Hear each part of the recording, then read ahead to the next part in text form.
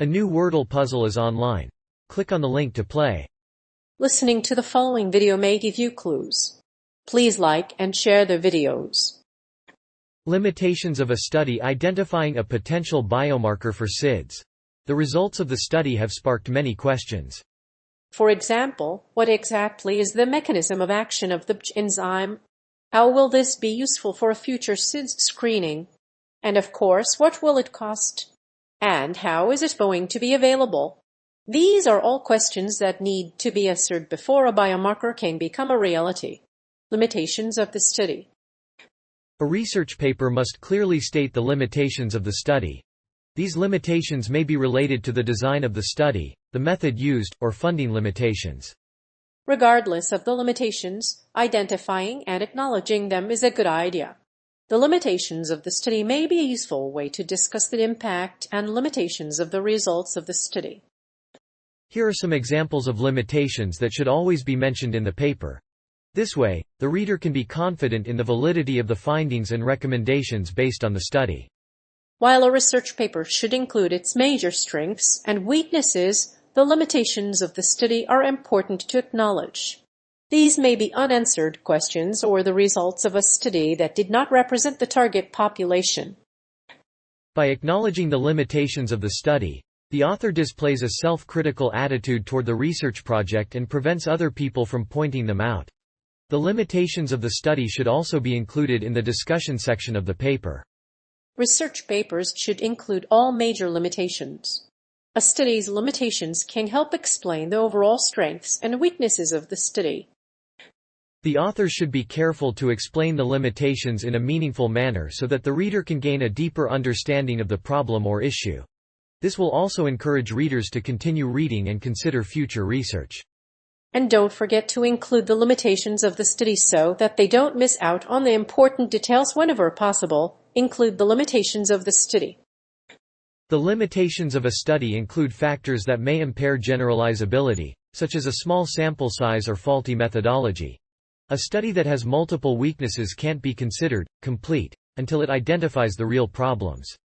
In addition, a study's results may be inaccurate, and researchers' bias may affect the validity of the findings. A study's limitations may prevent the study from reaching a conclusion, but identifying these limitations in advance will make it more transparent and credible to readers and researchers. Mechanism of action. The ultimate goal of SIDS research is to identify biomarkers that can accurately predict the risk of SIDS and, thereby, prevent deaths from this tragic illness. The identification of these biomarkers will ultimately relieve the burden of parents and medical examiners by helping prevent the occurrence of SIDS in the first place. This chapter outlines the various biomarkers and their mechanisms of action. Also included are the benefits and risks of each. The triple risk model of SIDS suggests that the condition is caused by three interrelated factors: vulnerability, critical developmental period, and exogenous stressor. SIDS is an inborn error of breathing, resulting in sudden death of an infant while sleeping, typically between the hours of midnight and 9 am. In Western countries, SIDS accounts for up to 50% of all postneonatal deaths. Unfortunately, the current diagnosis and treatment are inconclusive. Recent research has identified hypoxanthine as a potential SIDS biomarker. Hypoxanthine levels were increased in cases of SIDS compared to healthy infants in a study conducted by Rodnam et al. They also corrected hypoxanthine levels for postmortem changes. This study also demonstrates the potential value of identifying biomarkers of SIDS. The role of the 5-HT pathway is unclear, but research has indicated that abnormalities in the EC cells of the gut may result in increased serum levels. Additionally, there has been evidence of abnormalities in the 5-HT pathway in the brainstem. This suggests that 5-HT metabolism plays a critical role in SIDS. However, further studies are needed to confirm the relationship between increased 5-HT levels in the gut and lung. While there are many factors that contribute to SIDS, the most common one is allergic sensitivity to cow's milk. Some research has even shown a link between high and low tryptase levels, and SIDS hypothesis is supported by the findings from Pratt and Holgate. Furthermore, there have been several studies that support the role of infection in SIDS. Another candidate for biomarkers of SIDS is the presence of cytokines. Cytokines are small proteins produced by a variety of cell types, including immune cells and glial cells. The cost of SIDS biomarkers has been increasing over the last decade, but the benefits far outweigh the costs.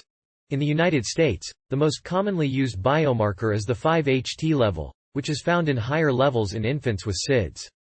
Other potential SIDS biomarkers are alanine aminotransferase H and adenosine monophosphate H. Researchers have focused their efforts on identifying SIDS biomarkers, which can help predict the risk of death in infants. These biomarkers are expected to reduce the burden on families and medical examiners. However, the cost of SIDS biomarkers remains a major barrier for many developing nations.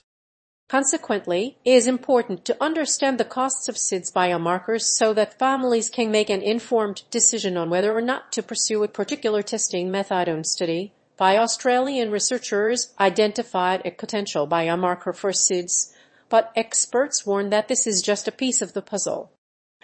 SIDS is a leading cause of infant death in the U.S., and there are no immediate causes. CDC researchers have not been able to determine which babies are most vulnerable. Researchers haven't even discovered how the syndrome develops and what triggers it.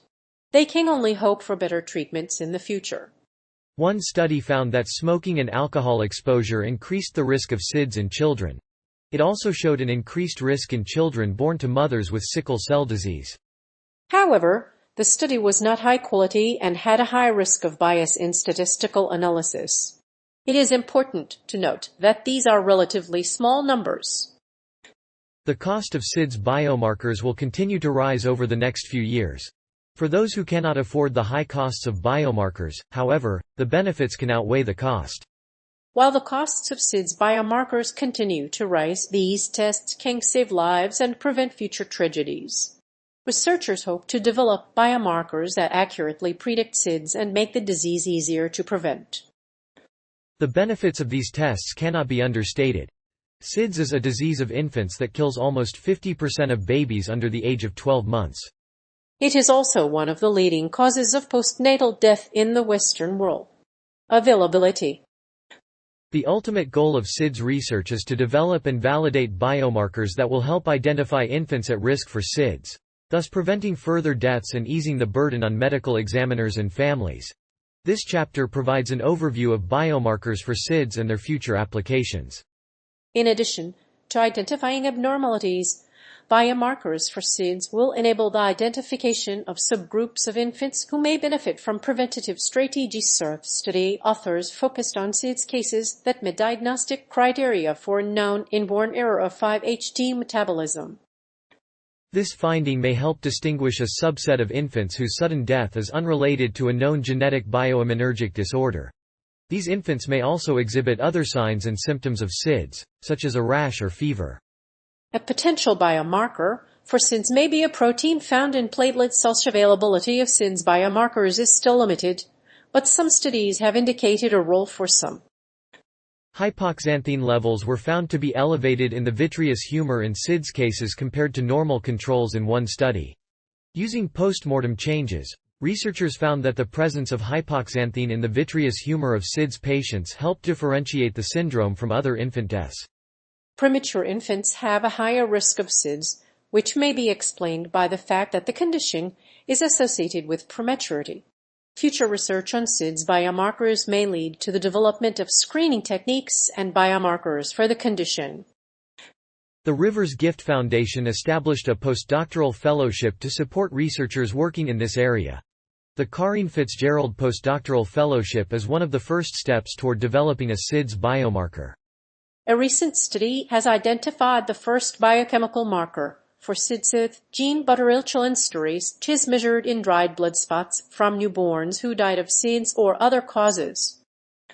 It was found that babies who died of SIDS had significantly lower levels of BCHE than healthy infants. These results are promising but need to be validated to help prevent SIDS in the future.